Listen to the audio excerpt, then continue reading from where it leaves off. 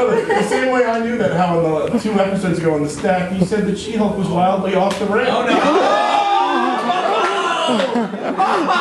Oh, yeah! That's great. I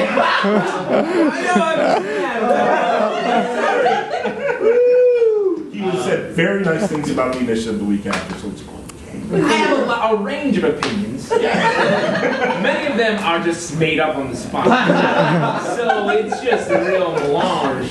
So you decided to make up the fact that we have a lot of time to fill. Yeah. Just to get back, Jed, talk to you for a little bit. This is something I was interested to talk about. So a week or 2 ago, the announcement about Digital Comics Unlimited, the Marvel thing, or DCU. DCU. What do you call it? Did they do that on purpose? No. Okay. The other one was an acronym that slowly spelled out Dark Horse. So they're putting not the entire back catalog of Marvel, but a good chunk of it online. So what does that do in terms of trade sales? Because obviously you have. Are they trying to fire you? Is that kind of... Yeah. Awesome. No, it's well, for one thing, you can't download or keep these comics. Oh, you can't. No, you pay a fee and you could read them. Throw magic You have like on your, you know, you could pass whatever. I don't know how it works technically, but you can just read them. It's on a computer. I don't know. And you can't. Is it like time? You You work can't on a computer at your... No, I use just draw. protractor. There's a little clap in front of you for It's kind of like that Spawn issue. Little Gutenberg Bible press. But the main focus of the digital comics is actually not for us fans. It's for people who don't read comics yet.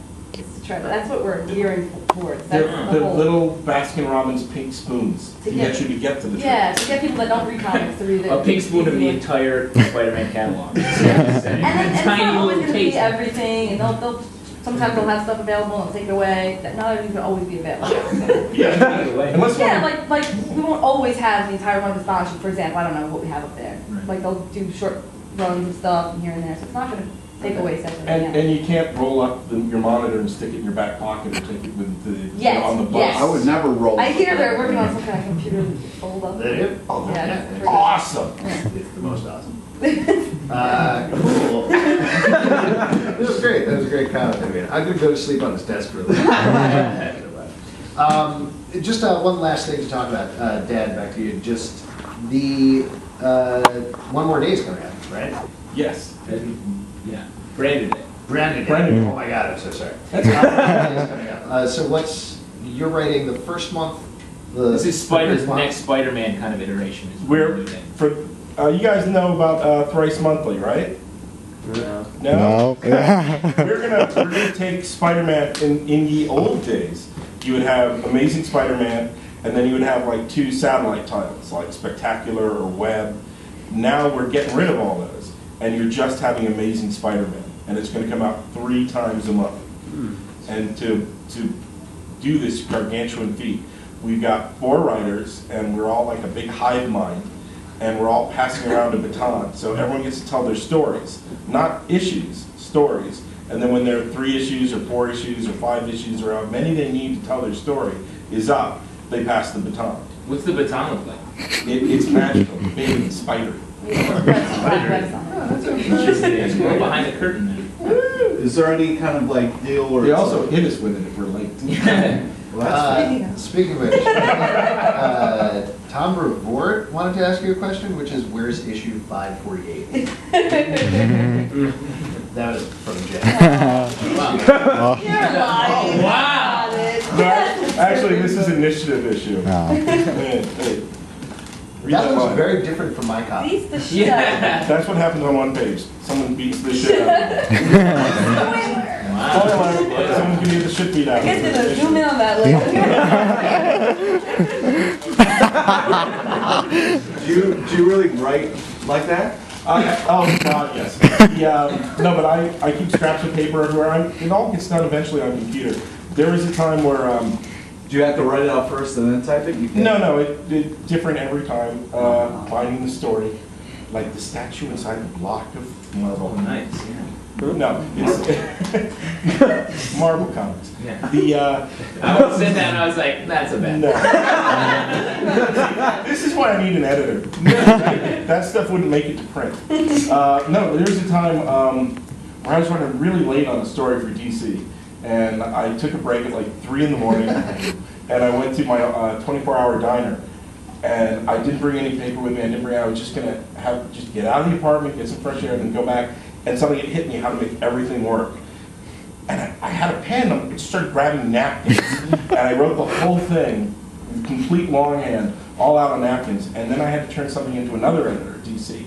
And the editor I owed the work to saw me and went, "Slott, where's my story?" And I'm sitting there in a huge kind of trench coat thing. I'm like, "I've got your story. It's all written out. I just have to type it." And they go, "Oh, bullshit." And I start pulling out all the napkins.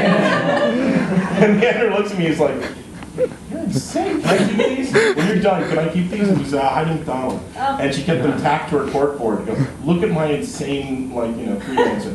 And I did the exact same thing again a few months later for Batman Adventures, but it was only a 5-page story, so I had time to do little doodles of Joker and Harley Quinn. And those went up on Joan Hilty's story.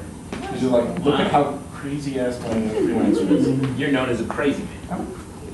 Not in a good way. All right, let's turn to some comics that are not on napkins and move on to our first section, which we like to call the stack.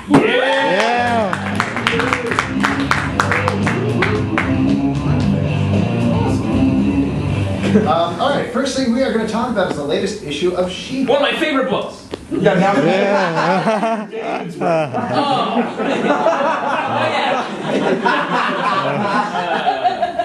Oh. Well, what do you think? I mean, this was your baby for a very long while. How do you feel that... I could not be happier.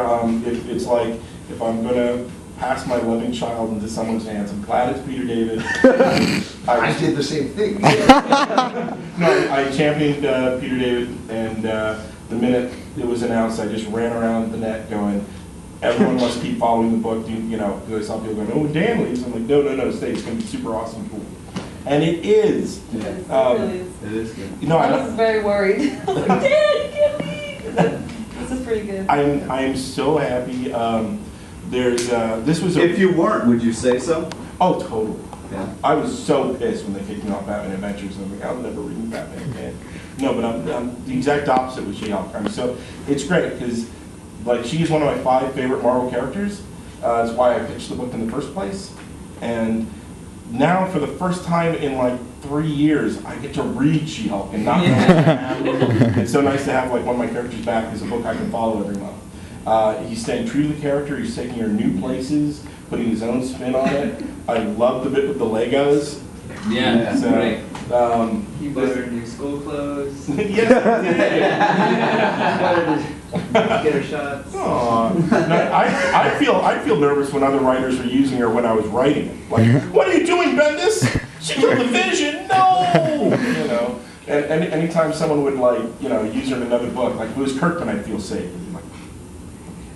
You do get territorial, and you do, And Peter David's doing a great job. Sean Mall is doing this really good, because for a long time on She-Hulk, we had this very non-traditional art, things that were cartoony or very impressionistic, and now, since Peter's taking a more mainstream route, you have Sean Mall, who did great work on 52, visually. Yeah. And now he's doing She-Hulk, and it looks great too. Yeah, kind of Gary Frank reminiscence. Yeah. It's very nice. much so. It's great. For those of you who aren't reading it, She-Hulk is now a bail bondsman, essentially. She's like Dog. Yeah, exactly. A little less racist. Yeah. Just a touch. Yeah, it's great. So it's funny they call her a racist. Someone calls her a racist in here. There's a scroll in the end, which is a cool move. Yeah. And the scroll calls her racist. That's funny. Yeah. In a joking way. There's no there's not a hate crime in there or anything. Right now I can hydrate. Cool. So She-Hulk, pick it up definitely.